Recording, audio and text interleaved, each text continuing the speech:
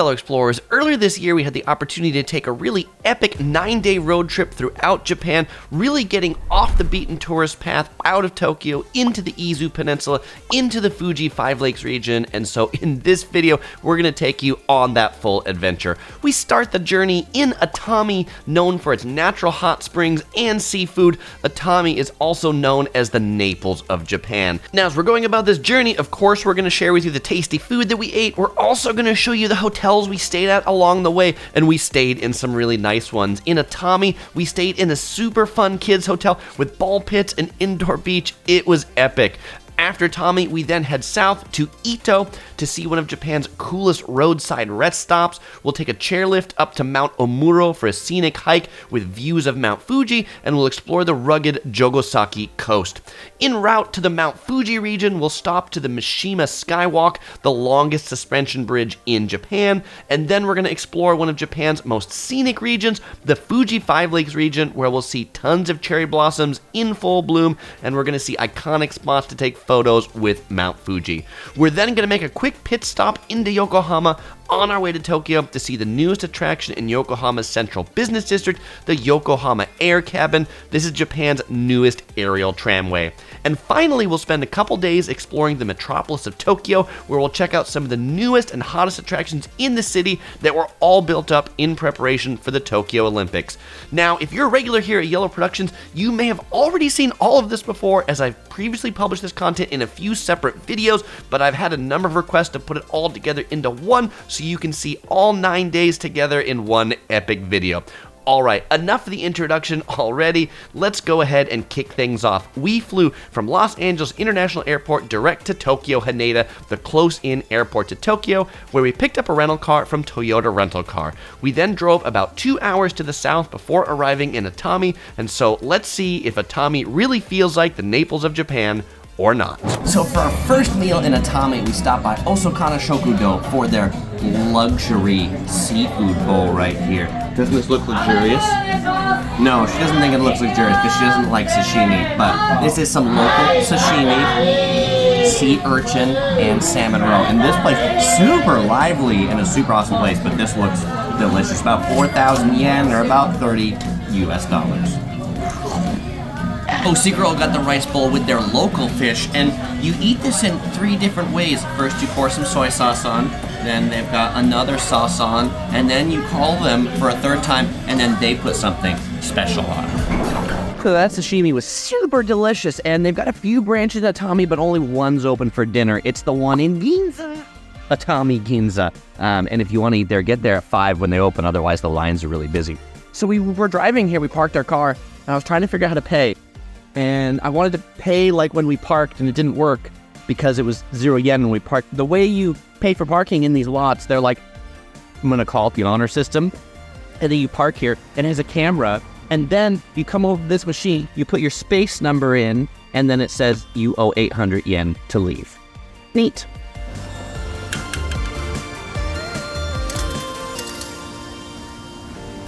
And of course, it makes change. And that blinking green light behind the car, that tells us we paid, and we're cool to go. Oh, and apparently you've only got 5 minutes to leave, so we better get going.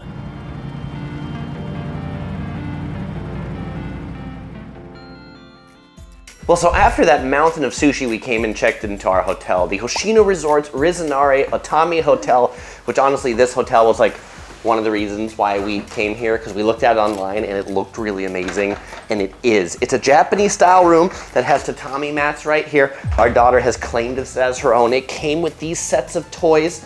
On the bed right here, I want to show you this because they knew we had a 3-year-old checking in. They've put this like bed rail so that she can sleep on the side and not fall off. And look at this bed. It is like bigger than a king-size bed for sure. I want to show you some of the other amazing kids-friendly features. And on the 9th floor, just below the lobby, is the activity lounge, basically a second lobby entirely made for kids, where it's totally cool to climb on that. And look at this. Wow, look at this cool seat. Just next to that activity space and what looks like it used to probably be a hotel bar is now a 24-hour co-working space, complete with a complimentary coffee machine. And up on the 11th floor is a cafe and beach. This is like indoors, and there's sand shipped in from Australia. And there's places you can eat, you can get coffee, snacks, and ice cream for like 500 yen for a little gelato. But it's a pretty neat spot. Open to kids until 9, the last hour of the day, only for older than 12.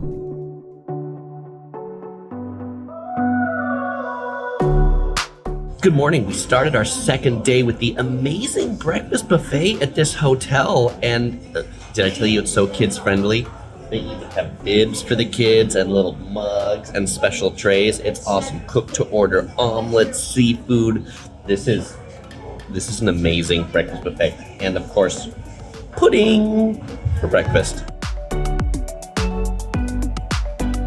So after that delicious breakfast, we took a climb up to the hotel's treehouse. It's called Kusu Kusu. Yes, the hotel has a treehouse. Yes, it's free to come up. We are in it right now. They give kids free outfits to wear to go into the treehouse, and because they want you to take pictures when you're here, they even have a tripod set up so you can take pictures, which I think is pretty neat. Oh, that's my phone on the tripod. That wasn't here. And for the bigger kids down in the forest, there's like a ropes course and a zip line. That one costs some money. The second floor, in addition to being home to the public bath, is home to the nursery with a couple of ball pits, cribs, things to ride, little basketballs, tents, and even more toys here on the side. And there's even little baby sinks and a little baby bathroom. But the picture that I saw online, and I knew I had to book this hotel, was this ball pit that looks out on the ocean. This is the most amazing ball pit ever. Don't you think so? Yeah, it's even got a little chair in the ball pit. After morning fun time, it's time for some dessert before lunch. That's right. Now in Atami, there's this famous pudding shop, and this is like the dessert to get. It comes in like 6 different flavors. They had like cherry blossom flavor, caramel flavor. This is strawberry flavor. It comes in a nice glass container and some strawberry stuff to put on top. Let's go ahead and open up. All right, it's got like a cow on top. We'll open that up. It has another lid on top. All right, and now we've got pudding. We could put the sauce on top, but you know, in Japan, they often really like to say try it first before the sauce. Let's try this strawberry pudding. It's really smooth. It's really creamy. Let's see what the princess thinks. Good? Good. 2 thumbs up? 2 thumbs up. Now that pudding shop is right along Atami's covered shopping street. This is right out in front of the JR Atami station, which by the way, you can take the Shinkansen or the bullet train into here. If you got the JR pass, you can ride the Kodama train into this station. All right, so this little shopping street has a lot of different restaurants on it and shops. Pretty neat. It's not super long, but it connects to the same street where we had the sushi restaurant last night for dinner, and then we'll eventually take you down to the water. Oh, there's actually 2 of these covered shopping streets, so make sure you explore both of them. They both end up right at JR Station, but you'll find tons of restaurants advertising similar looking sashimi bowls as we had last night. We enjoyed our seafood bowls so much last night that we decided to have them again today. This one, 4,000 yen, about 30 US dollars. This one, much cheaper, 1,500 yen, or about 12 US dollars. And this one is definitely like a much more vibrant location right at the end of the shopping street. Looking forward to digging into these again. Oh, and I forgot to show this to you last night. The last way to eat this is actually with some soup. When you have a few bites left, they bring you some fish soup to put into it. Oh, and they love their fireworks here in Atami. Apparently, a few times a year, they've got fireworks, and these pictures of fireworks are like all over the town, like literally everywhere you look. Well, after wandering that shopping street for a little while, it's tuckered out our princess. 3 o'clock for us traveling. These are naps most days. Just find a nice spot to duck into. So where are we? We are at Atami Milchee's, famous for their cheesecake. This is cheesecake that looks like it's in a pudding container. Quite a rich cheesecake. It's good. Probably the best cheesecake I've had from a little milk bottle. But this one, people wait around like an hour for this because these only come out once every hour fresh. This is their half-baked cheesecake, and we waited about 15 minutes for it. It's steamy, and it is kind of half-baked. It's like a little bit runny.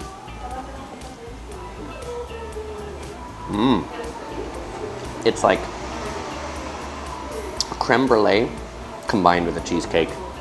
Oh, and also kind of neat, because this is an onsen town, the food comes in a little wooden bath bucket that you'd use to like wash yourself here. So I love that homage to where they are. And the light too. Like everything here is onsen themed. Oh, by the way, in this town, if you're not staying in an onsen hotel, there's a foot bath that's for free near the train station. When we were here, it wasn't running because they were having a problem with the water source, but I think in good times, you can get your feet nice and warm and wet there. So after lunch, we came over to Atami Castle, and let me tell you, it's a little bit of a mountain goat road to get up here. This place is really high, but I can see, looking at the view, why they call this the Naples of Japan. If you look out here, this view is really quite fantastic, although the houses don't quite look the same, but yeah, we're really high up right now. But the real reason we're here at all isn't actually for the castle, it's for the cherry blossoms in the hilltop terrace right next to Atami Castle. There's a whole bunch of sakura trees. We're a little past peak bloom, but they're still beautiful and still fun to run around. Isn't that right? Yeah, right. A lot of people often ask me whether they should rent a car when they come to Japan, and we love renting a car when we come to Japan, particularly when we have a small one. We can carry all of her stuff with us, but something kind of unique here. When you park in a pay parking lot, they'll direct you what spot to park in. Like at our hotel, we have parking spot number 11. That's the parking spot we park in when we come back. When we leave, that spot is just for us. And our spot here in this one, they directed us to park right there, that white car that says 308 on the license plate. By the way, you need to know your license plate to pay at some pay parking lots around here. A lot of the pay parking lots, if you don't pay when you come in, then you pay when you leave at a machine, and we had to put our license plate in, and then it told us how much we had to pay when we left. We went to the Aeon Max Value Supermarket, and they have these neat shopping carts that actually have a spot for kids to stand on in the back. Anyway, our princess really enjoyed her new mode of shopping, standing as she gets pushed around. I thought it was also interesting at this supermarket how small their cans of beer are. Look at this. This is a tiny can of Asahi for 98 yen, like 80 US cents. So for dinner, we decided just to make it easy and come back to the hotel. Dinner buffet here is 6,000 yen for adults, but kids her age are free, so that makes a pretty good deal. And it's a really good buffet. Like they've got like sashimi grade tuna, they've got fresh grilled beef, and they got lots of things, everything under the sun here for dinner. I think it's definitely worth the price, about $45 US, and they got a lot of great food for kids too. She loves curry, and they have not just a curry for adults, which is a little bit spicy, but they specifically have curry for kids, which is not spicy. And it comes with bibs too. I mean, how many restaurants you go to where you get bibs? After dinner, it was time for a little play in the 9th floor activity room again, which is home to like this amazing ball pit with the ocean view. You can't see it at night, but that buffet, it was really quite good in this hotel. It's really quite amazing, but if you do decide to stay here, just know it's really far from the town. It's like 15 minutes up a pretty mountain goat type road. If you don't have a car, they do have shuttles that'll take you from the hotel down to the station and back again, but I think this is definitely the kind of place you want to stay with a car.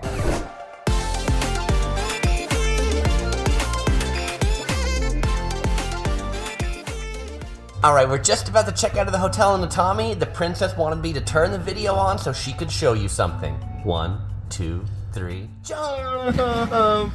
Her favorite ball pit ever with an ocean view.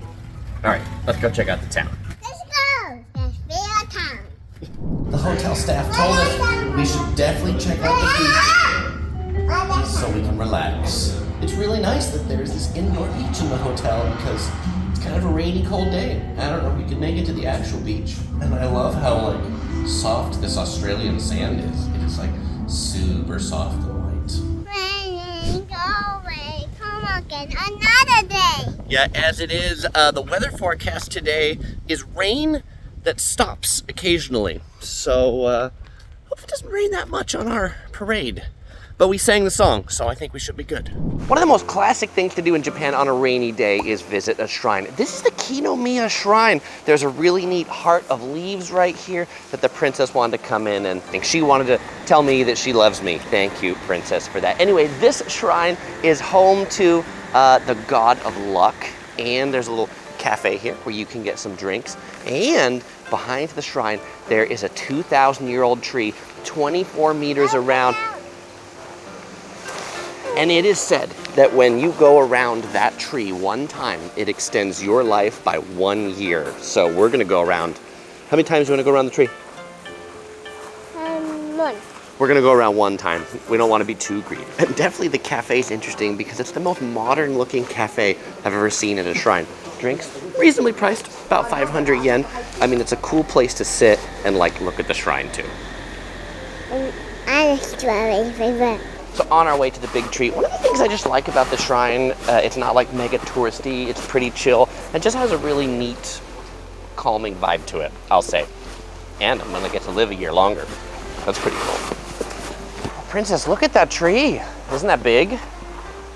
I mean, she's scared of the tree. You know, when I think of trees, like, that tree definitely looks like it could be alive.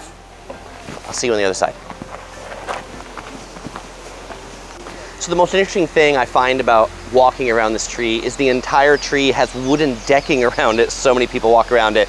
And even though she loves my shoulders, I think to make this work, she has to walk to get that 1 more year. And you know, at this shrine, it's not the fountain of youth, it's the tree of youth. Get back around the tree. I feel 1 year healthier already. Don't you think I'm looking a little bit younger? I think so. Some people have told me in my last pictures that I've like, Chris, are you losing weight on this trip? Maybe all the sushi and the 40,000 steps a day are good for our health. You want to go around again? One's enough. At the top of the tree, there's a little photo lookout where you can take pictures. There's another cafe where you can also get like ice cream and Japanese snacks. And right over here, on a sunny day, there is a free natural lounge. Please make yourself comfortable, the sign says. It's even got heat lamps too. This shrine is definitely one of the coolest things that we've seen so far in Atami, and if you feel like you've seen one shrine and seen them all, I mean, this one really is different than a lot of other shrines. The one thing that ruins the ambiance a little bit, the bullet train passes by about every 3 minutes, but you can actually see it from up there, so it is a cool scene, but it disturbs the nature vibe. We drove about 15 minutes to the south to South Atami, and the princess said she wants to eat some pudding. Pretty sure that's what they sell here. And I think lunch too. Let's go eat. So we're upstairs in the pudding shop, and this place is amazing. And it's also super kids friendly. They had like a whole kiddie play area. And I have their cheese omelet rice right here. Hot cheese. This is melty hot cheese on top of this kind of seasoned rice with an egg on top. Gooey.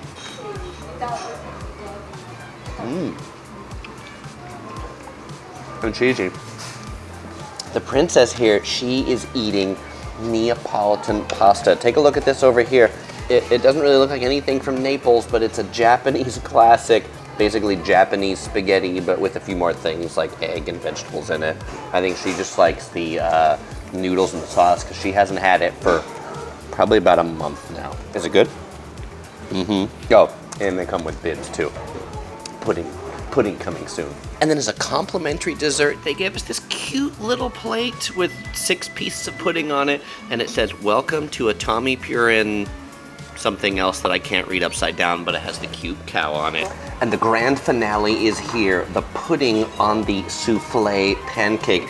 These souffle pancakes are really Japanese specialties, that they're light and fluffy and not really designed for breakfast, but designed for midday dessert. It's a good fluffy pancake. The pudding is a bit like a flan. A very mild taste to it. It also comes with some caramel and some looks like chocolate chips to go on top of it. But you know what I thought was really interesting sitting in this place? It's the music in the background, if you can hear it. It's like Italian music. And so it turns out Atami really is the Naples of Japan. And if you wonder who these cute little hippos are, that's the mascot of this pudding shop. And I love Japanese and their characters, right? Like every shop creates its own little character. I'll have to introduce him to Topher a little bit later. After filling our bellies with all that pudding, it was time to drive to our next stop, a pretty short and scenic 30-minute drive to the coastal town of Ito. All right, our first stop in Ito is Ito Marine Town. So we were driving in from Atami, and this is a big Japanese rest stop. Now, if you're in the US, it's definitely not what you think of when you think of a rest stop. In the US, you think of a rest stop and you think bathrooms and vending machines. This place is quite amazing. It is 2 stories. It's got a whole bunch of shops and restaurants and clean, nice restrooms. On a sunny day, it looks like it'd be a great place to stroll around the harbor. They've also got like harbor tours that are here. Really neat to see how Japanese do a rest stop the right way, this way. The first floor shops are open till 6 p.m. and then the second story restaurants are open a little later till around 7 or 7:30 p.m. This was really neat. In the rest stop, they had a map of the peninsula and then pictures showing you what the road conditions look like in all of those places. As you can see, it's a rainy day today. All right, I decided to get a drink for the road. The Tokucha, it's like the most expensive, 200 yen. Let's go ahead and do that. Oh, and I love Japanese vending machines because they take like bills. You can put like 1,000 yen coins. They make change. And the ones in Tokyo often take like Suica cards too. Not here because, yeah, I think pretty much everybody's driving, not taking the train. So we don't do this often, but we went to the wrong hotel. We booked our hotel at the KAI Ito, and there is a KAI Anjin, which is this thing behind me. The front desk staff looked very confused and then asked if I could show them my reservation printout, which I had, and they were like, aha, you're at the wrong hotel. That sounds very much the same. So we're gonna go to the correct hotel now. Hopefully it's better than this one. I mean, this one looked nice, but wasn't that great since we were only in the lobby. Do you wanna go to the hotel? Mm-hmm, all right, let's go.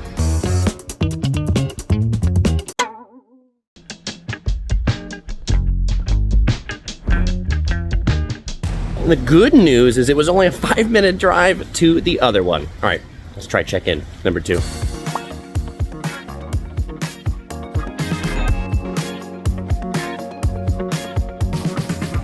All right, it's dinner time. We did not book food at the hotel. We don't want a stuffy meal, it's a little too expensive. So we came to the train station here in Ito to look for food. We came to their main shopping street Friday night, and boy, it's hustling and bustling down here. So we got the princess some bread from the bakery right next door, and we saw one fishbowl restaurant over by the train station that's actually open, so we're gonna go check that out.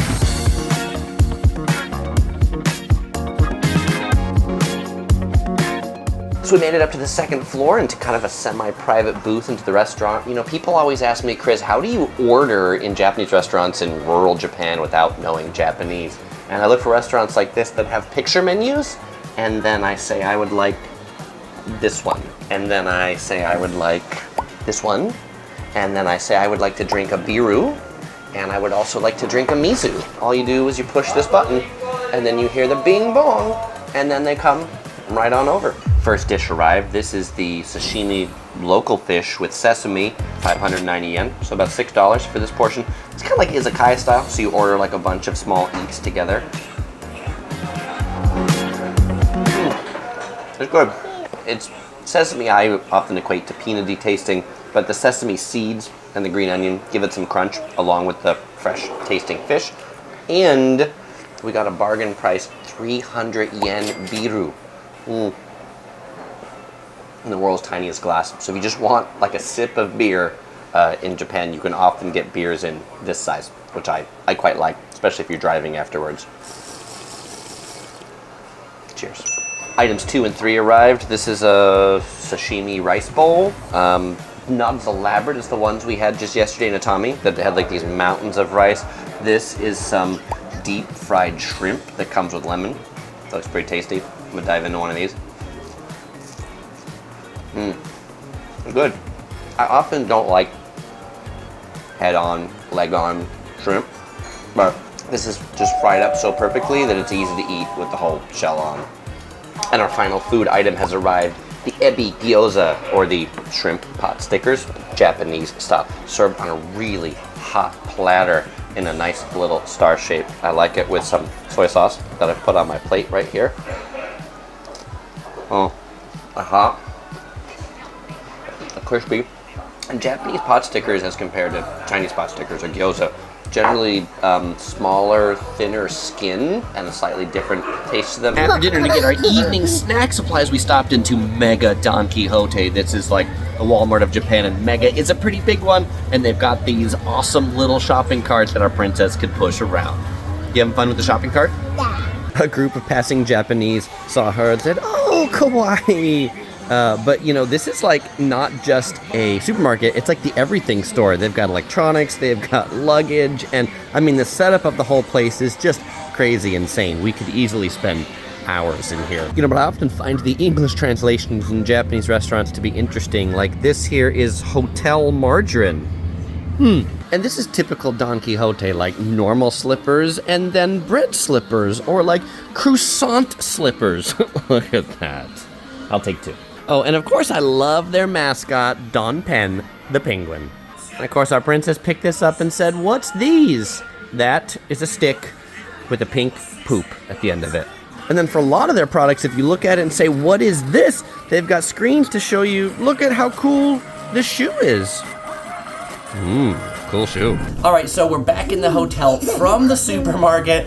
I am wearing the fancy pajamas of the hotel. Our princess thinks it is hilarious that I'm not wearing yellow for once in a while. All right, and we solved the mystery of the third bed, and it was gray because it was like off limits is what that meant. We didn't pay for it. We only paid for beds for 2 people, and even though we have a child on the reservation, we didn't pay the bed fee. What's the bed fee? The bed fee is 5,000 yen for the reservation for them to make the bed, not per night, for once, 5,000 yen. So I paid the 5,000 yen, and while we were out for dinner, they made this bed. But now we're gonna go to the hot spring hotel. This is why we stay in these places. You know, it costs, what's the room cost? About $500 a night, but we're here on a weekend in April, cherry blossom season, so this is definitely high season here, and we hope to enjoy the relaxing hot spring water. We've already gained a year around the tree. I hope to gain another year from being in the hot spring. All right, you ready to go to the hot spring bath? We're not wrapping up the video yet. We're gonna be back, so this isn't bye-bye yet. You ready to go to the bath? Yeah. All right. So we just got back from the hot spring bath. How was the bath? Good? Good. Was it hot? Was it too hot? Yeah. Yeah, it was a little too hot for her, and actually, when I stepped in, I was like, boy, this is hot. But, you know, I'm a lobster, so I could probably stay in it for about 20 minutes, but she could only stay in for maybe 2 before she had to come in and out.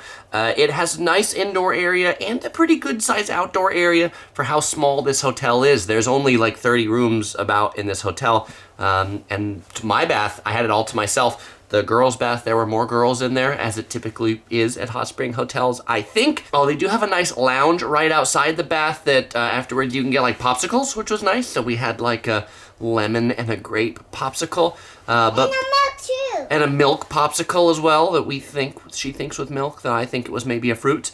But that's okay. And I like the con of the hot spring, even though it's nice and outside, there's no view. You just like look at plants and walls, but you're not inside, so that's cool. There is a hot spring pool that I hope to check out before we leave this hotel.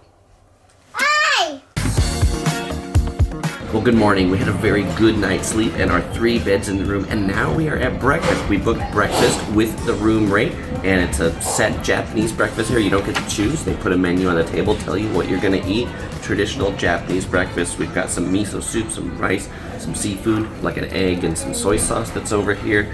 It comes with a local juice of some sort, some tea, and then over here, there's some like fancy rice over on the fire that we cook afterwards. Looks like quite a feast.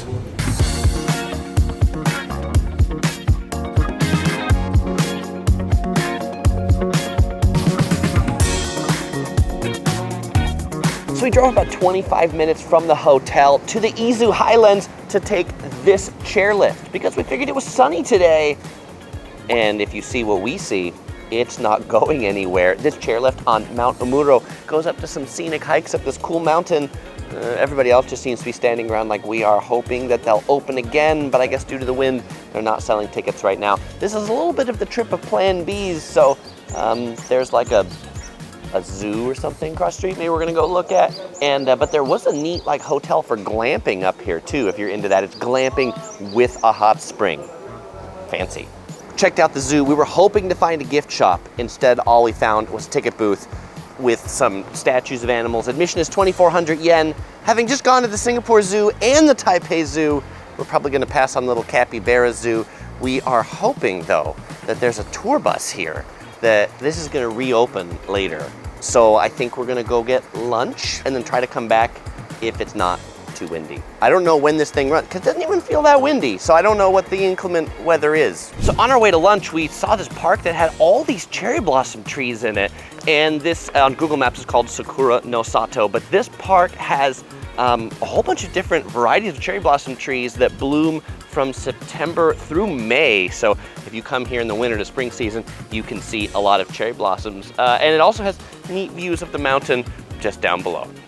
I love the maps here in Japan, and this really points out where we are. This is the cartoonish looking mountain that we were gonna go up with the chairlift. This is Mount Fuji that we could see from the top of the mountain if we were able to go up there. And this is the 1,000 cherry blossom trees that are in this park with the parking lot. Free parking right across the street. After cherry blossoms, we drove 7 minutes down the hill to the Izukogen Beer main branch. This is a 2-story beer brewery and restaurant where they've got lots of beer, but we're also here for food. But I want to point out, when we came in, as is typical now in a lot of Japanese restaurants, they've got like iPads or tablets that you got to push a button, say you're here in a party, you get a number, and then they call you when you're ready. And at the table, there's like copious amount of menus, and the way you order at this restaurant is all of these things have a number, and they give you a tablet at your table, and you just put the number into it. So it's pretty easy. We put the numbers for our beers into this tablet, and 1 minute later, these showed up. 480 yen for one of their beers. Quite refreshing. Cheers. And this one is one of their beers with local orange juice in it. Orange juice is popular in this region. Deliciously fruity. Tastes a little bit like a champagne and less of a beer. So the first lunch to arrive is the Princess's Lunch. We've got a kids hamburger curry set. This is kids curry rice, not spicy. This is hamburger meat, and it's got a little Japan flag on it. And it comes with a anpanman apple juice. Pretty tasty.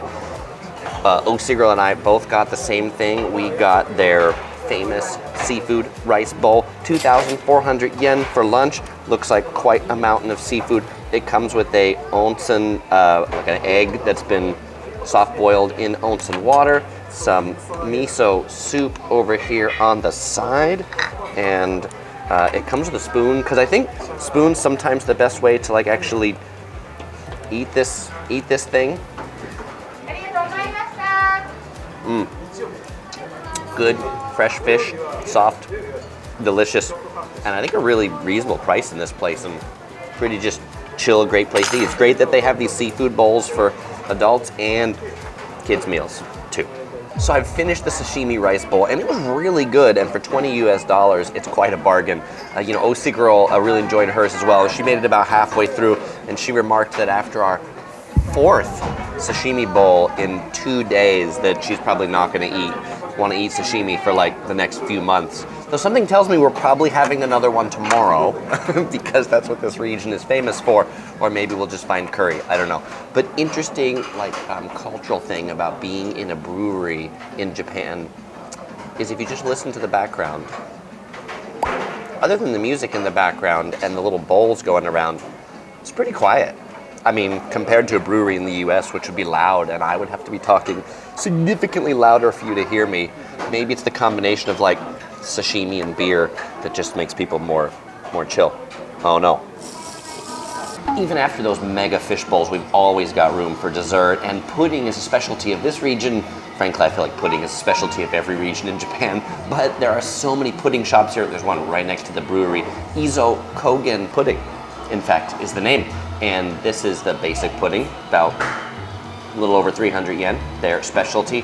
For an extra 100 yen, we get the special caramel pudding.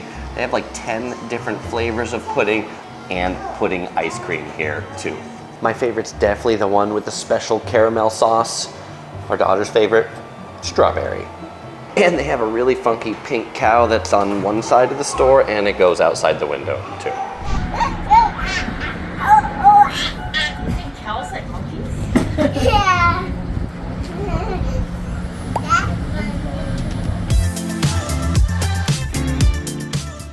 After pudding, we hopped in the car for another short 10-minute drive to get here.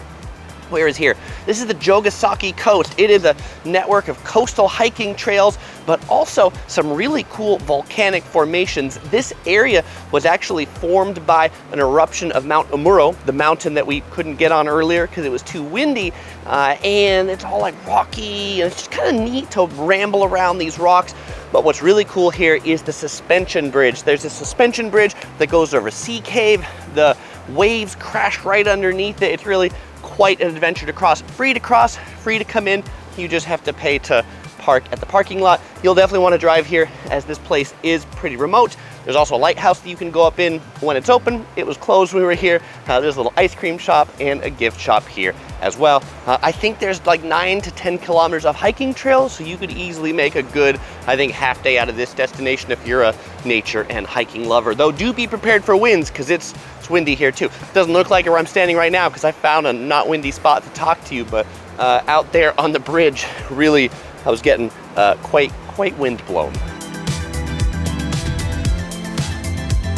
Our final activity before dinner was something fun for our princess, and it was to visit a really awesome playground. This is the Dinosaurs Plaza, and to get here, it is halfway up Kurumiyama Mountain. It's about a 15-20 minute hike to get up here from the parking lot. There's tons of dinosaurs when you get up the hiking trail, but then there's an amazing playground, 2 sets of playgrounds. But the best part of this park is definitely this roller slide. This is the longest roller slide I've ever seen. I go a little bit faster than she does because I'm heavier, so I gotta weigh myself down. This is probably about slide number 20 for our little princess. Did you enjoy this? Yeah. I ran! And the views from this park are really quite impressive too. But yeah, it still is quite windy.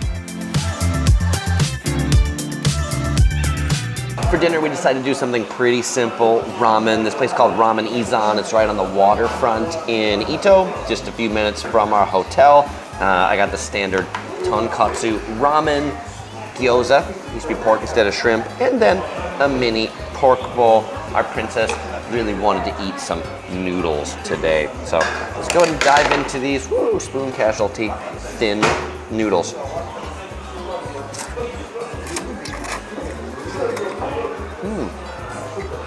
Cooked just perfection, a little bit chewy, but just the right level of chewy. And a good broth that's not too greasy, but nice and savory. All right, so it is the next day. The winds didn't calm down the first day, and we still really wanted to ride these chairlifts, and now we know they're operational because there is a massive line in front of this thing and tons of people on it, and so we're looking forward to going up as soon as we get to the front of this line.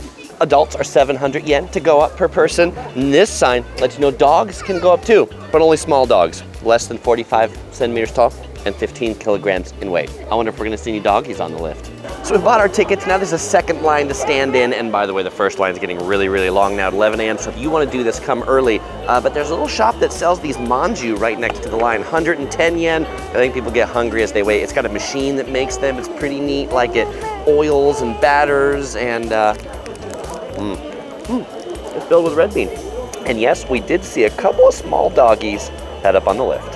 All right, we are on the chairlift now, and it's pretty slow. It's a pretty slow chairlift, and even though it's probably only 3 feet from the ground, it's still, I feel like it's scarier than it seems for something being only 3 feet from the ground, probably for how like steep this mountain is. And I think the scenic ride is going down, because looking up, I see grass. Looks pretty that way, but I can't turn around that way to really see it. My neck, I've yet to put in the 180 swivel. We got the little one here in the middle, nice and tight. And to show you really how close to the bottom this is, I'm 6 feet tall, and I can touch the bottom right here. And as you get to the top, there's a little cute camera that says smile, a souvenir photo's being taken. All right, we made it to the top of Mount Omuro, and the views up here, they really are truly fantastic. And by the way, we're not usually suckers for photos, but we did buy the photo here for 1,200 yen. That's a pretty cute photo. And the voice that was coming out of it, I thought it was like a robotic recorded voice for every person coming up. There's actually a person on a microphone who says like, hey, we're gonna take your picture to every single person going up. But the real reason to come up here is to see Mount Fuji off in the distance, like the mountain that is super shy. You can almost never see on any day. Today, an amazing sunny day. And so we're so excited to see Mount Fuji. There's a little like roundabout hike that you take around this cartoon mountain. And it's funny to see on the ridge all the people just walking in one direction to go that way. There's also a ice cream shop, a little snack shop, and some restrooms up here too. And then it looks like people do that round, they have their snack, and then they head back down. So I think that's what we're gonna do. You ready? Yeah. All right, let's go. And this mountain is an old volcano. What's left in the crater? Well, now it's an archery field. This is a good place to shoot arrows. You don't have to worry about hitting anybody else. So this is an example of a perfect Japanese hike. They like to hike here, and there's some serious hikes like Mount Fuji, but I feel like a lot of the really popular ones, a lot of people hike are like this, where it's perfectly paved, there's very clean bathrooms, there's snacks you can get, and it's not too long. This is a great example of why I like hiking in Japan too. I like to hike, but you know what? If I'm thirsty, I want to get a drink, and when it's time for lunch, I want to be done. But also up here, you can see the zoo that we didn't make it into last night with those like pyramids that are down there. So I don't know, it looks kind of cool. And if you wonder what the why is, today it's not windy at the bottom, but it's quite windy up here. So I can understand why they closed this yesterday. They didn't want anybody to get blown away. Going down, you get views of Mount Fuji the whole way. And yeah, it's definitely scarier on the way down because you can see just how steep this hill is. And there are no ways to hike up here. The chairlift is the only way. I think this was definitely the highlight of our trip to Ito and the Izu Highlands. If the weather's good, come up here. And if you want to stay right next to this, you can see those glamping pods right down there. And if you got a little doggy, go ahead and bring it up because yes, we saw some little doggies at the top too. After heading down from Mount Omuro, it was time for us to drive to the Fuji Five Lakes region. We took this route along the mountaintops that were super scenic. Also, this road turned out to be a really popular spot for motorcyclists from Tokyo to be speed demons, it turns out. We broke up the drive with another neat roadside stop, the Mishima Skywalk, the longest suspension bridge in Japan. This is the longest suspension bridge in Japan. It's called the Mishima Skywalk. You can see it behind me over here, and you can see Mount Fuji off in the distance right there. Quite near Mount Fuji, well, near a big mountain, 93 kilometers south of Tokyo Station. This bridge wasn't built to carry cars. It wasn't built to really connect anything. It was built as a tourist attraction. 1,100 yen gets you as an adult on it. So as we're starting to walk out onto the bridge, maybe a fourth of the way in, maybe eighth, I don't know, not that far. It really sways quite a bit. Off in the distance this way, there are some cherry blossoms. Off in the distance this way is Japan's deepest bay. Before we started, there were people that offered to take our picture, of course, for a little bit of a fee, and I'm not drunk. This is really the bridge going back and forth like this. I need my sea legs, or bridge legs as it may be. And you hear a little bit of a woo, woo, woo, woo. That's not me whistling. That's actually the bridge whistling, or squeaking, or creaking. If we weren't in Japan, I'd be worried. Or jumping. We're probably not going to jump all that much on the bridge. And just to the right of the bridge, right here, if the bridge wasn't adventuresome enough for you, there's actually a zip line you can take to get to the other side instead. That's going to cost you a little more. You might think it's hard to walk on with the sway, but you sort of get used to it. It's like a rhythmic sway. And, you know, if you think like, how many people are going to cross this bridge for 1,100 yen? A lot. I think there are more people crossing this bridge in the middle of nowhere in Japan than cross the Golden Gate Bridge that's free. And for all you statistics weenies out there that are gonna go look that up, you know, okay, there might be more people that cross the Golden Gate Bridge, but on this bridge, there feels like there's a lot more people here. All right, so now that we're on the other side, really what's on the other side? Well, this is the adventure area. This is where you can take the zip line from. This is where there's another adventure park. This is where there's also like a dinosaur park right here. But you know, the longest lines is definitely for the ice cream once people have crossed the bridge. The ice cream is about 500 yen or about $4 US. It is blue. It is sky flavored. There's places selling karaage chicken, cheese hot dogs. You can do Segway riding over here. So climbing walls, plenty of ways to spend even more money now that you're on this side. And they've also got a neat museum and diorama of the bridge that talks about how they built it. It took like 3 years, it looks like, to build this thing, so really quite impressive. And inside Tree at the end is where you can buy tickets for all those other things. Of course, there's a gift shop where you can buy things like dinosaur hand puppets. Even if you don't buy a ticket to come in, I think it's worthwhile stopping here. This is the parking lot, fits 300 cars, parking is free, and there's a whole bunch of shops and restaurants outside just at the parking lot. You don't have to pay a ticket to come in here. Clean restrooms, but the coolest part outside is the Sky Garden up this escalator. Building that really looks like a glass house where they'd be growing plants. And yes, it's a gift shop here where you can get some gift shop items, but I think the really cool part is like the food court and restaurant. There are all these tables and all these neat plants that are hanging from the top. And if you wonder, are these real? Yep, these are real flowers. Super cool. What you'll find to eat up here, you'll find a juice smoothie shop that also has ice cream, like down below. And they've created a really amazing optical illusion in this place. By putting mirrors up here at the top, it makes the place seem a lot more floral than it really is. You see all those plants? Well, that's just a mirror. And then there's the gift shop right back here. And of course, our daughter, she really enjoyed the small little kiddie play area, but this is a pretty cute way to entertain the kids while the adults might be eating. And she's making some new friends too. Hi. This attraction is Traveling Princess approved.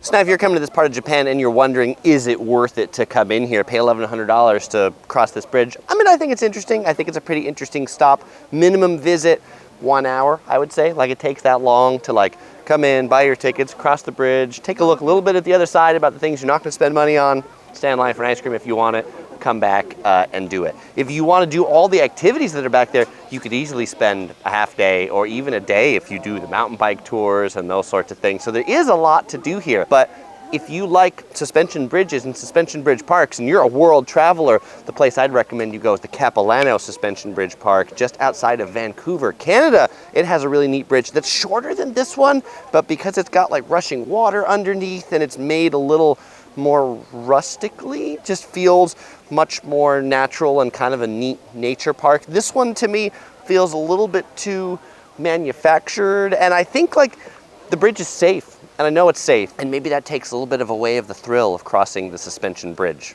but still fun. Okay, after crossing that bridge, we continued our drive to the Fuji Five Lakes region, and our first stop was to get some pictures with Fuji-san because we were super lucky with the weather. Mount Fuji is known as being a very shy mountain that is often shrouded with clouds and fog, but Fuji-san was out in full display, not a cloud in sight for us. Oh, and the cherry blossoms were in full bloom too. This street, Shimoyoshida Hansho Street, has amazing views of intersection so that everybody can get the perfect picture of Mount Fuji in the background. And there's one intersection that has a traffic light on it that like 40 people are standing at right now, and everybody's taking turns so they can stand in that crosswalk while it stops the traffic for like a perfect 5 seconds. Such a popular activity. There's a gazillion signs that tell you not to stand in the middle of the street to take photos. So be careful and just do it while you're crossing. It's okay to cross the street, right? After taking our Mount Fuji selfies, we had a quick dinner at Moss Burger and then checked into our hotel pretty late, so I'll show it to you tomorrow. We woke up to an amazing view of Mount Fuji outside of our window, we had breakfast at the hotel buffet, and then explored the lake closest to our hotel, Lake Yamanaka, before heading to lunch. So for lunch, we stopped into a local noodle restaurant that serves the local specialty of this region, Hoto Noodles, and this noodle dish is served in a cast iron pot, miso-based soup, but it's really all about the noodles. And so the noodles here, they are like an extra thick udon noodle, almost maybe more like a dumpling than a noodle. And because it's served in the cast iron skillet, they actually give you a little ladle to ladle it out of the skillet into a bowl to eat it from. I got the one with meat. OC Girl got the one with mushrooms. This is their specialty. I really like meat. 1,300 yen each, pretty cheap. We picked this spot because it's right off the main road and it has a parking lot, which the area by the station, hard to park there. And when you're driving a car, parking's important. It's in a cute little like white cottage, neat little building. We're the only ones here for lunchtime at noon on a Monday. All right, let's go ahead and dive into these thick noodles, cooling it down here. All right, it's also got some pumpkin in there as a veggie to go with it. If you like veggies, you'll definitely love this, particularly the one that has no meat.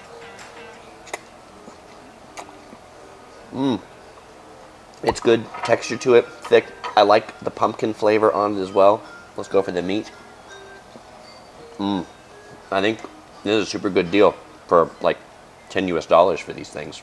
So as I'm on to my like third little bowl of noodles here, I'm like, there's so many noodles in this bowl. I think this is designed for like sumo wrestlers or something. I mean, even as a American who eats like gargantuan portions, this is unusual for Japanese portions of meals, and I'm clearly having issues with my noodle stacking ability in here.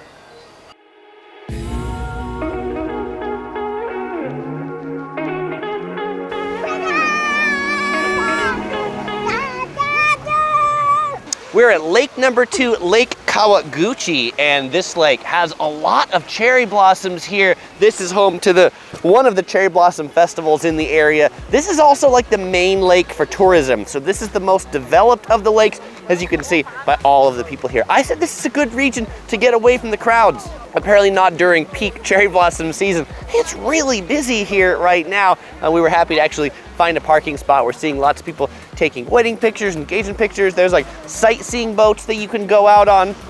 It's a little windy and the lake looks a little choppy, but everybody's definitely trying to get that classic picture of the cherry blossoms and Mount Fuji and the water all in one picture. That is like the Japanese trifecta.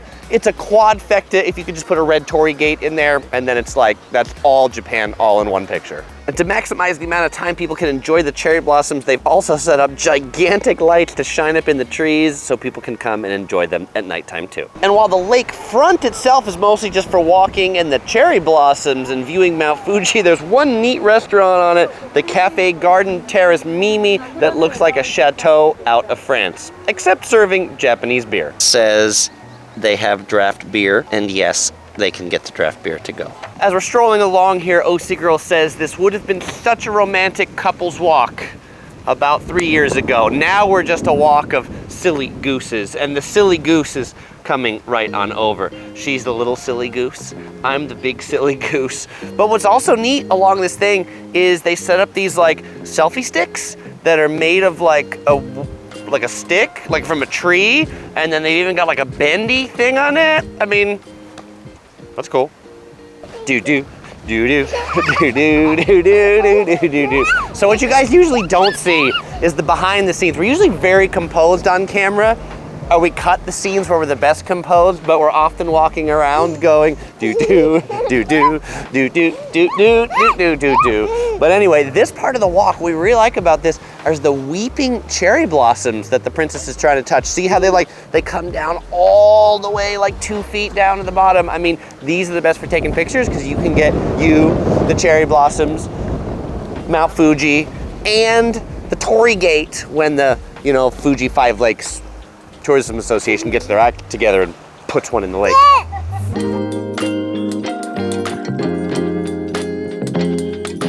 One of the quintessential activities at any cherry blossom festival is definitely eating some of the Japanese snack food that's here. This stand sells roast seafood, squid, but our princess had an eye on the sprinkle-covered chocolate strawberries. 500 yen for this stick. How is it? Good. Would you like a roast squid on the stick next? No, we'll pass on that one. Just strawberries. Good choice. So we drove about 30 minutes to our next destination here, and I need to read it to get the name correctly. Saiko Iyashi no Sato Nenba. This is a collection of 21 of these kind of classic Japanese thatched roof houses, and they're made of like multiple feet thick grass on there. It's really good for keeping the snow out. Obviously it gets weather here. It's sort of been made into a little touristy village. You pay 500 yen to come in, and you can see how people used to live in these sorts of houses, and it's pretty neat. I mean, these things are in different parts of Japan, but I think they've done a great job to like collect a number of them here and give you this feel of this old-timey Japanese village. Oh, and the water that runs through here, it's so cold that like the way they sell chilled drinks is actually, they just put them in the water, and the water cools off the drinks. And yes, just like everything in this vlog, there are views of Mount Fuji from here too. And our princess even found some old-timey Japanese games just for her. Two other villages like this, not in this region, but in other parts of Japan that I think might be even cooler, although they don't have the Mount Fuji backdrop. One, Shirakawa-go. It is a UNESCO World Heritage Site, and Oichi-juku in Fukushima Prefecture, where it's not just a museum, but people actually live in those houses, are two other ones to check out if you're visiting other parts of Japan. I'll put links in the description to the videos on those two towns too. So the best snack after a visit to this village, or really any attraction in Japan, is to get soft serve ice cream. Ice cream softo, which they don't really do like hand-scooped ice cream here, or they don't partake of it as much as soft serve ice cream. You'll see these places everywhere, and you know they sell it because it's got a 4-foot tall ice cream cone in front. I've got Uji matcha. Oh, Sigro behind the camera, she's got black sesame flavor. And Princess, what flavor do you have? Milk. Milk flavor. This is premium Hokkaido milk. We don't really have that flavor in the US. You can't get milk flavored ice cream. It's like vanilla. But frankly, I like the Japanese milk flavor better than I do American vanilla. And yeah, it makes you cold, and it gives you a milk mustache, as it should.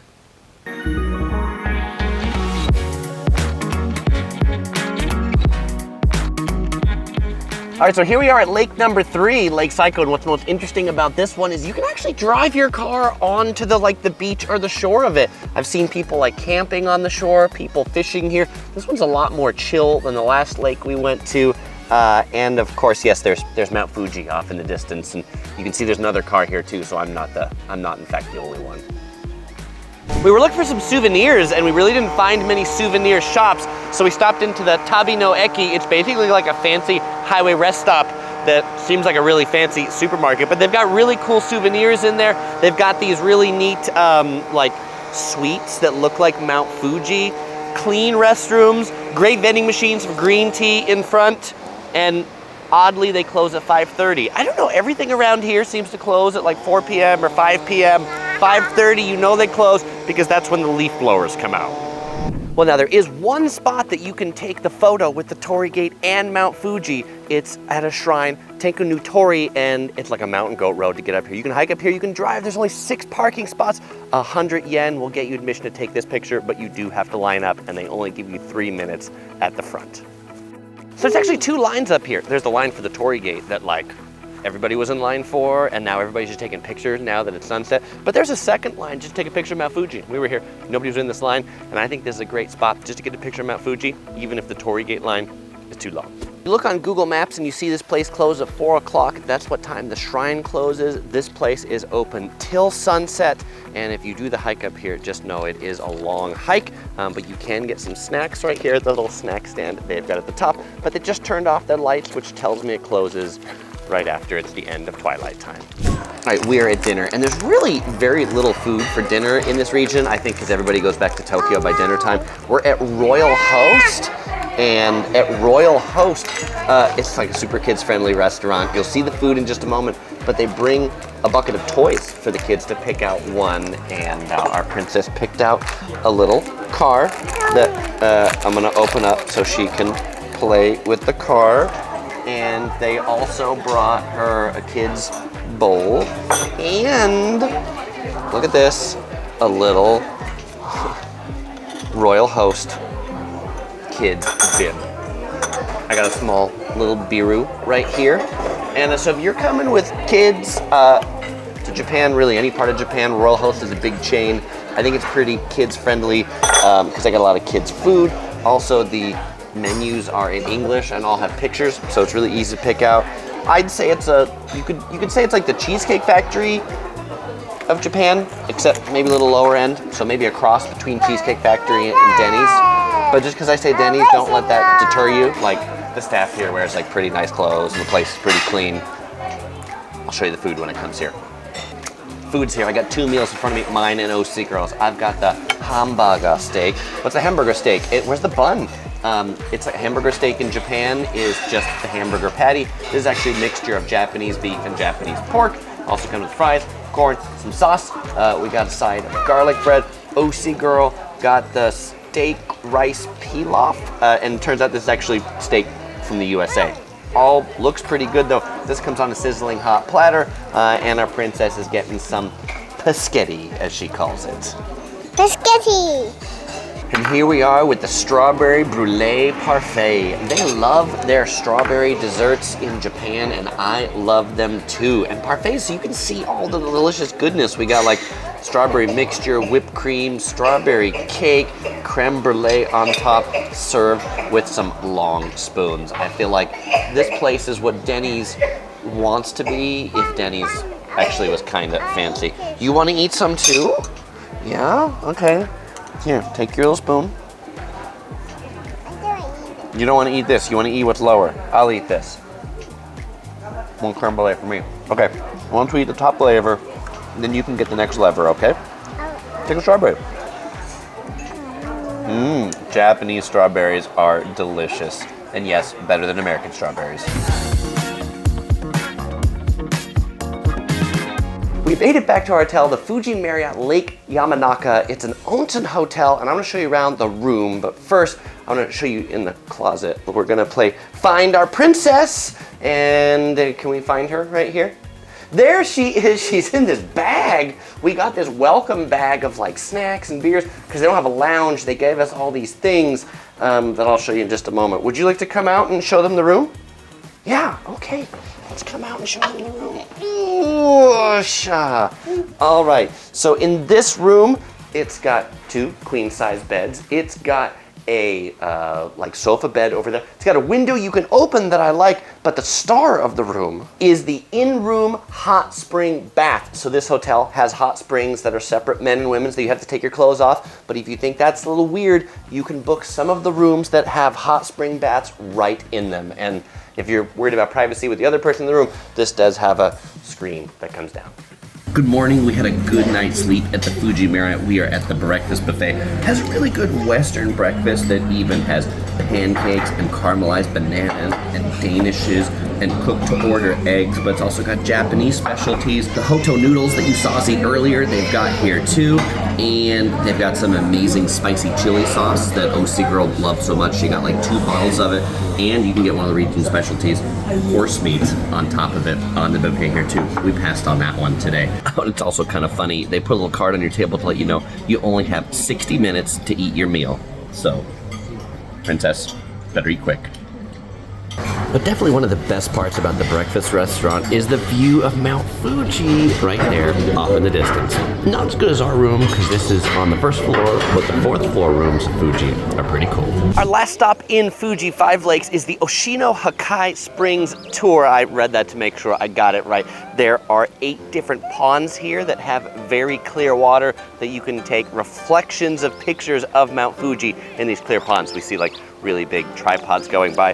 The cherry blossoms are really beautiful, particularly from this bridge that I appear to be slightly blocking traffic on. So, okay, let's go see the ponds. So we're not at the pond quite yet, but just from that bridge looking down, you can see this water is so tremendously clear that you can see all of these little fish down below. Oh, and the shadow of my head too, and the princess's head. All right, so here's the first pond we came across, and you can see not quite a Mount Fuji reflection, but reflections of the people down there, and it is so clear that you can also see these amazing goldfish down in the pond. And then right next to the pond is a restaurant selling grilled fish. I hope it's not those fish. They seem a little too cute. Looking at the other pond here, the sign says this is one of the most 100 famous waters in Japan. And the water is so clear because this is actually the water coming down from Mount Fuji. And apparently right there in the center, that's the source of it that you can get to only through that gift shop. We made it through the shop. There's no admission to come out here, but we were suckers and did buy some gifts. They tell you not to throw coins, but they do sell fish food that you can buy to feed the fish. And there's even a spot in the gift shop where you can drink the water from Mount Fuji. They sell bottles for 150 yen, or tasty. A visit to any attraction in Japan would not be complete without some soft dough cream. She's got strawberry, but we've got muscat grape. This is a specialty of the region. I've never had a grape soft serve ice cream until today. It's a very strong and good grape flavor. And by the way, if you're wondering what that water tasted like, it tastes like water. I think it's a jip. And they're also giving out some free samples of peach-flavored, ice-cold matcha green tea. Very pleasant. This is the pond where we get the best shot and reflection of Mount Fuji, but in order to do it, you need to lower your camera really low, close to the pond. Probably would have helped if I had a selfie stick. And look, it's snowing cherry blossoms. Well, after breakfast, checked out of the hotel, wanted to make a final homage to Fuji-san here, wish him a sayonara until next time. We see a lot of people riding their bikes here. There's a really neat sightseeing swan boat out there in the lake. Anyway, we just really enjoyed relaxing here in the Fuji Five Lakes area. You should definitely consider it as well if you're heading to Japan. After savoring our final Mount Fuji views, we hopped back into the car, destination Tokyo. But there was something we wanted to see on the way in Yokohama, which is, well, kind of on the way to Tokyo. Well, we wanted to see this thing so much that we made it on the way, and so an hour and 45 minutes later, we arrived in Yokohama to ride Japan's newest urban aerial cable car. This is the best new attraction in Yokohama, Japan. It's the Yokohama Air Cabin. Well, this is the ticket office, but there's this really neat air cabin cable car gondola that takes you over the bay here in Yokohama for amazing night views. Let's check it out. Before we ride it, let me tell you where this is located. In Yokohama, it's located right across from the Sakuragicho JR station, and it goes over to Cosmo World where the big Ferris wheel is. Tickets for the air cabin, 1,000 yen per adult. You can buy them from a vending machine. You can get round trips, but today it's windy, so there's no round trips. So we're gonna get 2 one-way tickets, and then we're gonna get a child ticket too. Right here, and with this machine we can pay in a whole bunch of different ways. We're going to use our credit card, just tap it right there. If you have a Suica card or Passmo that you use to ride the subway, you can pay with all of those here too. And we get some tickets. Look at that ticket. We're ready to ride. Departure is up on the 2nd floor. Note, to buy these tickets, you have to go to the 1st floor. And if you walk around the building and it looks closed, just keep walking around until you actually find the entrance. The way you board is you just scan your ticket right here. Princess, take your ticket, scan it right up there. And the gate lets you in. Take your ticket and go through. All right, scan the ticket. Good job, she says. Hello? All right, and we have a cabin ready right here for us. Thank you very much. Now, they've got like massive lines set up. And so I think we're really lucky today. You can fit 8 people in this cabin, but we have one all to ourselves. The cabins are nice and spacious and roomy and new. And the cabins on the other side, like on the outside of all these things, have these really neat blue lights on it. I'm really looking forward to seeing this view. All right, we have left the station now and we're going over the bay. The best time to ride this is at night because the night views here are really amazing. We've got Cosmo World right there and the big Ferris wheel that actually has like a clock on it and does all these different patterns. Just to the right is a big hotel, all these office buildings, and then the tall one that you see right over here, that's the landmark tower that has an observation deck all the way up on the top. This is pretty amazing. And this little place you see here that says anniversaire, like that's a wedding plaza to get married. And then behind it you see more rides from Cosmo World. And at this point we're at the apex of the ride. We're at the apex of the sky ride, the cable car. It's pretty much as high as it goes on this little segment. We traverse 1 or 2 towers and then it heads down at the other side. Really feels like the future going across this bay. Alright.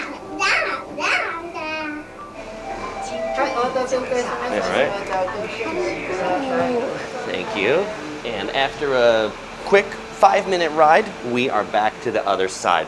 But it's super scenic, and I think it's definitely worthwhile doing both ways. As you come through here through the exit, they've got little screens that show you about Cosmo World, the amusement park, and they sell combo tickets for both. I think it's almost a way to build this cable car to get an easier way for people to get to that amusement park. And if you find that they close it on you because it's too windy, which will happen to us, good news, there's actually a bridge that you can walk to cross back to the other side, as long as you don't get blown away.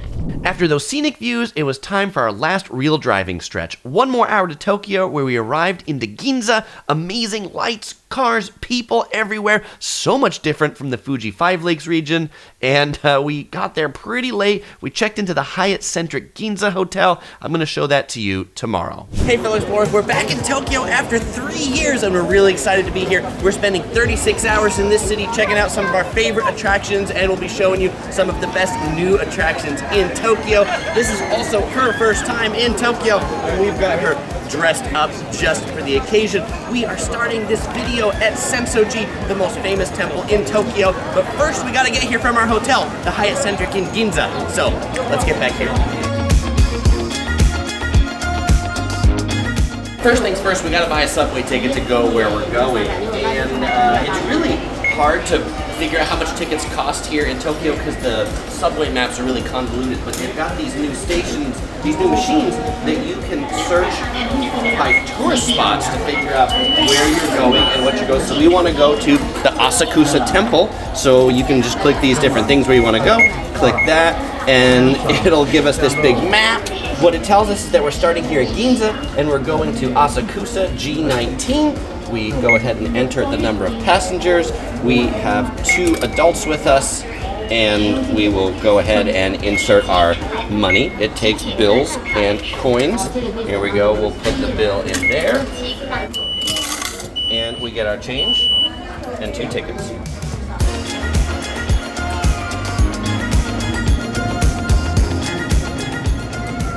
All right, popping up from the subway, we are back, and this is really just, we come to this temple, like, seems like moth to a flame every time we come to Tokyo because it's just so, it's so iconic. Like, this is where you want to get your selfie. This is the main shrine, just back that way. The main gate everybody takes a picture of is like right on the street, and there's this really long promenade that has a whole bunch of shops and touristy things, which is where we picked up her red yukata, 3,500 yen, perfect for her to wear around. You can rent them if you're adults, but for her, since it's so small, it was cheap enough just to buy one. And if you're looking for unique Western Japanese souvenirs, stop into the Starbucks right by that gate. They've got some really cute Starbucks bears dressed up in traditional Japanese attire. One of the many things that makes this temple so interesting is it's very Japanese and un-Japanese at the same time. So from a look, it is definitely one of the most Japanese looking places in Tokyo with all the modern buildings around it. You see Tokyo Skytree off in the distance, but all of the people here are tourists. You know, everybody wearing a kimono, they are not Japanese. They are all people visiting Japan that are out here. And so if you're looking at the masks, I'm recording this in April 2023. Most of the visitors to Tokyo don't wear masks, but most of the people in Japan, 98% of them still are wearing masks 98% of the time, inside or outside. One of the main things to do at this temple is to find out your fortune, and you make an offering with 100 yen into the slot right here, and you take this thing right here. Princess, shake this. And then dump it out. Okay, and then we dump it out. Dump it out. Here, you do it. Hold it. Dump it out. And we're gonna dump it till we get a stick that comes out. And on this stick is a number. And that number is 9. Because I can read Japanese. And so we look for this number up on here. 1, 2, 3, 4, 5, 6, 7, 8, 9. Which I actually can read a few of these characters. I can match them at least. And then we open this up and oh, there's 2. We open this up and we take 1 fortune. We close it up. Well, yeah, right. So it's written in Japanese, but OC Girl says this is the good fortune. And here it's written in English, and it tells us this is the best fortune. If you try to be famous, princess, it will come out as you hope. Your wishes will be realized. The sick person will recover. The lost article will be found. Hey. This isn't your fortune.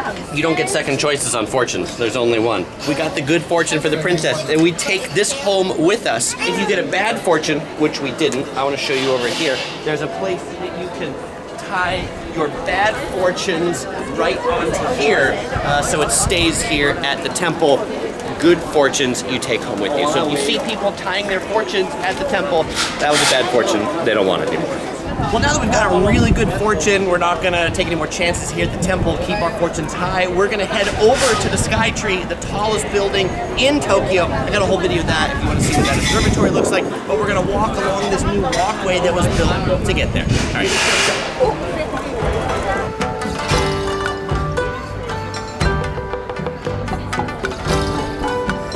As we were walking towards the Sky Tree, I ran into some fellow explorers from Seattle as I was checking out this strawberry drink and snack shop because strawberries are really popular in Japan, and they just had some. So what did you have and how was it? We had like these strawberry things, and they're pretty much like strawberries and mochis, and they were like really good and they had quite a few flavors. All right, well they sold us. Here's the strawberry smoothie, 750 yen. Ooh, it really does taste like drinking a strawberry. And I think they love the strawberries here because the strawberries in Japan are so much sweeter than they are in most places in the world. And so, you know, find the strawberry desserts in these places, but also when you go to the supermarkets, check out the strawberries from there. And if you want to have some of the delightful ones, you can get pink strawberries and even white strawberries. So in addition to the smoothie, we also got one of the strawberry desserts. Our fellow explorers sold us on the pistachio one. They were sold out. So we got the raspberry mochi with strawberry.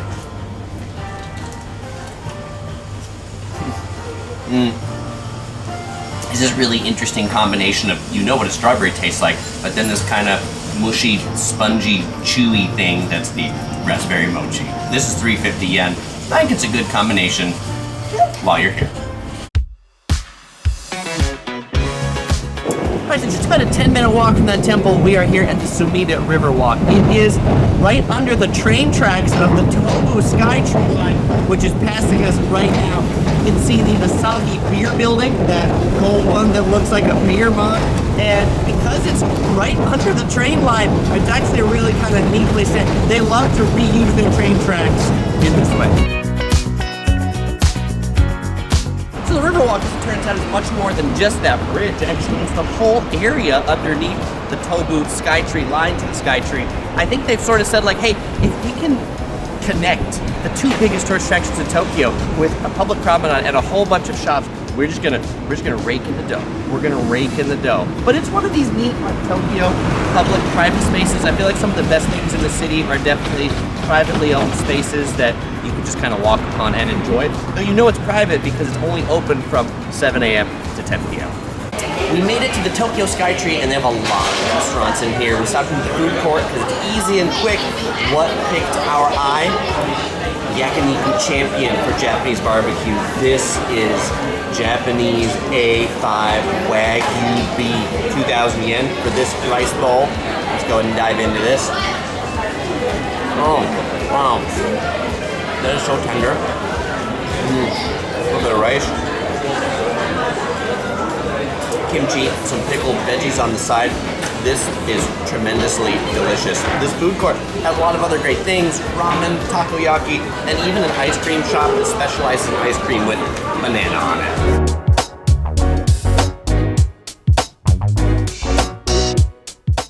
After lunch, we went and explored the shopping center, and like all the stores near are super cool. You could easily spend a half day or a whole day just in the shopping center inside the Tokyo Skytree. But in the Disney store here, and by the way, it's better than Disney stores in the US or other places, they sell traditional Japanese kids backpack, although Disney-fied. Leather, made in Japan. This backpack costs 70,000 yen, or about $550 for the kids backpack. I don't know that our princess is ever going to have a backpack that expensive. And you have to reserve it ahead of time because they're like such... What did you buy? I want to show it to the camera. Yeah, we got an elephant right there. And the stuffed animals, really in Japan, are so much cuter than stuffed animals anywhere else. Even in the Disney shops, it's different merchandise here in Japan than in other Disney stores. I think we found a winner. On every trip to Japan, we bring back some Disney stuffed animal, and Osigirl loves the Winnie the Pooh from the Disney shops here so much that we actually brought back 3 Winnie the Poohs from Japan. But my favorite store in the whole place is Ganso Sample. It's on the 4th floor of the East Yard, and this place just specializes in the fake Japanese food, or should I say replica food, that you see in the windows of all the shops. I bring back something from this store every time I come to Tokyo. So before heading out of the Tokyo Skytree, we wanted to get some snacks before we're on the road, and in the food court at the Tokyo Okope stand, we got a mini strawberry parfait for the little one. OC girl got a cafe au lait float, and I got the strawberry Mont Blanc parfait. Fancy looking, big spoons, and yeah, you got little spoons with this one, and it's cheese. It's cheese and strawberry together with ice cream. Well, after that delicious dessert, we took the subway about 30 minutes to one of our favorite neighborhoods in Tokyo, Shibuya. So we just took the subway over to Shibuya Station. We had a good nap on our ride, and now we got all this stuff. We don't want to carry it with us. So we're going to use some of Japan's amazing coin lockers that we walked around Shibuya Station for 15 minutes to find, because the station's under construction. But you can just, you say, put in your baggage, and then we go over here, we find an empty locker. This one's empty, so we'll put it in here, and then we close the locker, and then we push this down that says lock, and now we come over here, we select the locker, that's our stuff, and then we say use IC card as a key, and then we tap the IC card right there, and this is what we'll use to unlock the locker when we come back. High tech. Something that's not new, but something we just always enjoy is visiting the Shibuya Scramble Crossing. This is the most famous intersection in Japan because thousands of people cross here every few minutes. You can cross in every which direction, and it's a total party to go across the intersection. And one of the classic selfies to take in Tokyo is to take a selfie at this intersection. Just make sure you don't get caught in the middle of the intersection when the lights turn red, because the cars definitely won't stop for you. Now, we didn't visit it this time because we visited on our last trip to Tokyo. There's a really neat observatory here called Shibuya Sky. I've got a whole video on that, but if you want to do it, make sure to make a reservation ahead of time. And really, in front of Shibuya Station is like the biggest collection of characters. This guy up here is Kim Jong-un with his nuclear missiles. So, you know, Japan is usually a pretty quiet place. Shibuya is not one of those places. What you hear behind me is like an advertisement for a death metal band that just drives by. Some might call it art, others might call it noise pollution. Sorry if you're fans of that band. Now, something that is new in Shibuya that we thought was really cool are these digital advertising screens. No, not because they run ads, but because every hour, these screens, which you can see just behind the train tracks, have Hachiko, the famous dog from Shibuya, and he comes up to basically ring in the hour on the hour. So that's pretty cool. Now, just behind those train tracks in the direction of those digital screens is Miyashita Park. And while the park isn't new, because there's always been a park here along the Yamanote line, the park has now been elevated about 3 floors and a shopping mall built underneath it. Shopping mall, we'll get to that in a moment. But the park itself is pretty awesome. You get some neat views of Shibuya up here. And there's a new hotel in this complex too called the Sequence Hotel if you're looking to stay someplace new and fresh. Oh, and from up here, it was also interesting to see Tower Records, the long-defunct American brand, is apparently still alive and well here in Japan.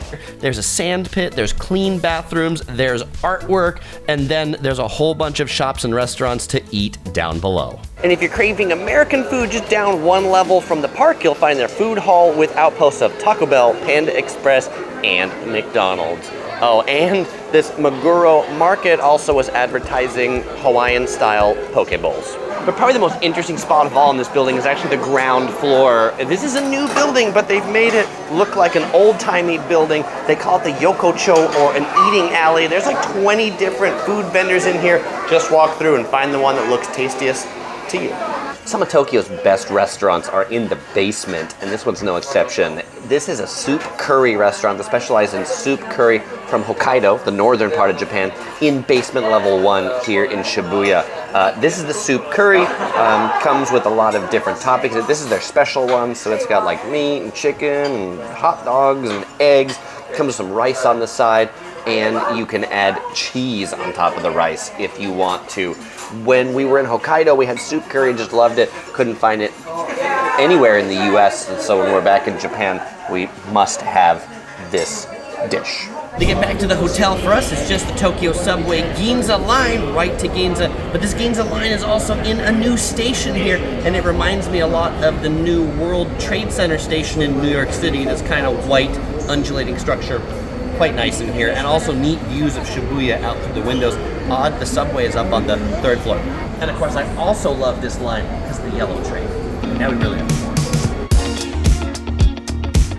All right, we're back in the hotel for the night. We are staying at the Hyatt-centric Ginza Hotel that, it's a very like weird motif of a Hyatt. I like the yellow wall for sure, 2 twin beds. But one of the most interesting things in this room is this like center console here. So we just went from the bedroom to the bathroom, and if you wonder where the sink is, there's this little thing that comes up and actually opens up to reveal the sink right here. And if you wonder, well, so there's a shower and a bathtub that's over here, and the toilet's over here, but then you're like, how do you close this off from the rest of the room?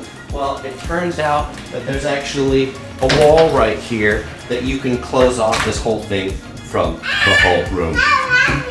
Help you. Yeah, definitely one of the most unique rooms that I've been in. We were here just before the country closed down for COVID, and I came back because of the yellow Kleenex box. It's destiny. One of our traditions whenever we're in Tokyo is to overindulge in Japanese sweets and desserts at Japanese department stores. And this one is perfect. Actually, many of them have dessert floors. Basement level 2, all desserts. What do we got in this bag? I'll show you when we get back to the hotel. Now, these are the elaborate pastries. We've got a Mont Blanc wrapped in this little protective thing. We've got a strawberry pie. We've got a strawberry shortcake. We've got a strawberry roll. And in here, they even put a little bit of ice to make sure it stays cold for the trip back home or to the hotel. How is it? Good. I tasted. Good. Got a frosting on top. Well, good morning. It's our final morning for this trip to Japan and our final morning in Tokyo. We're going to explore this morning around Ginza, which is Tokyo's high-end shopping district, just 2 blocks from our hotel. I don't know that we can afford much of this, so we'll probably be doing mostly window shopping and lunch eating. You know, but it turns out Ginza is actually a lot more than just shopping. There's a lot of attractions hidden in these department stores to bring people in to shop. This is the Art Aquarium Museum on the 9th floor of the Mitsukoshi department store. Actually, it's on the 8th floor, but you buy tickets on the 9th floor. Anyway, it's all these different goldfish and all these really interesting aquariums. There's got to be like 10,000 plus goldfish in this place. Hello.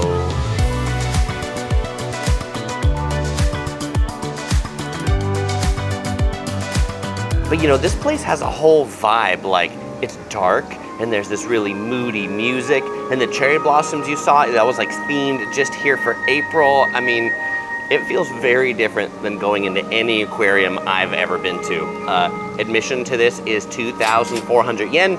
You get a 100 yen discount if you buy it online, and kids under 12 are free. And right now we've got the princess on the mission of counting exactly how many fish are in this aquarium, so she'll report back to you on that later. 10,000. Look at these white fishes.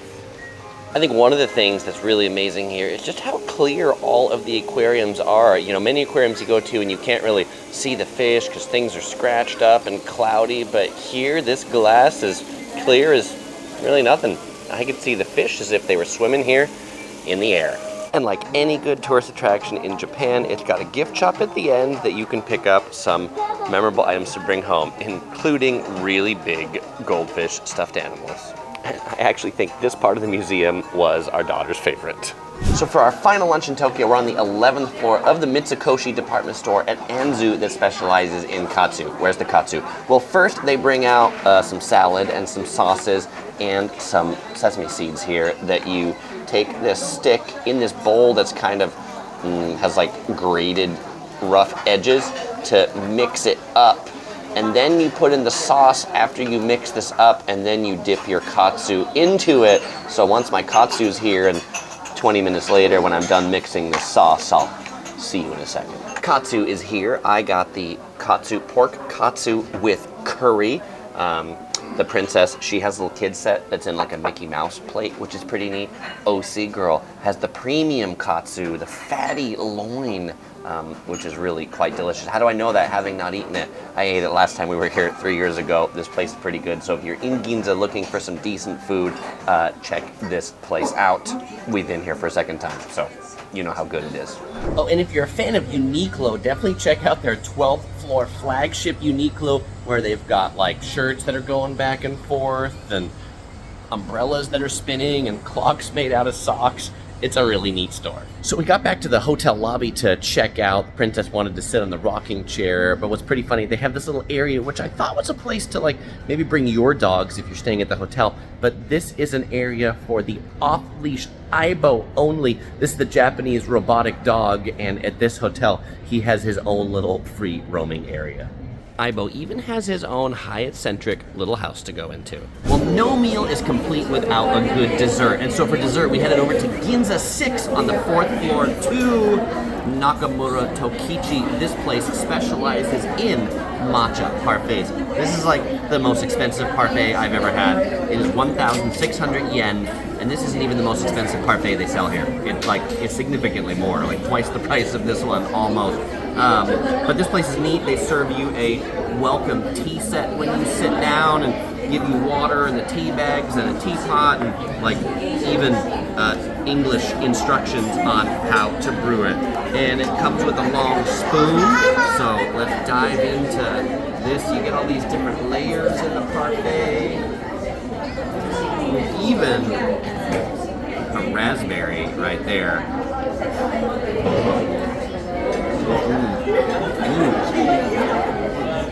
It's good.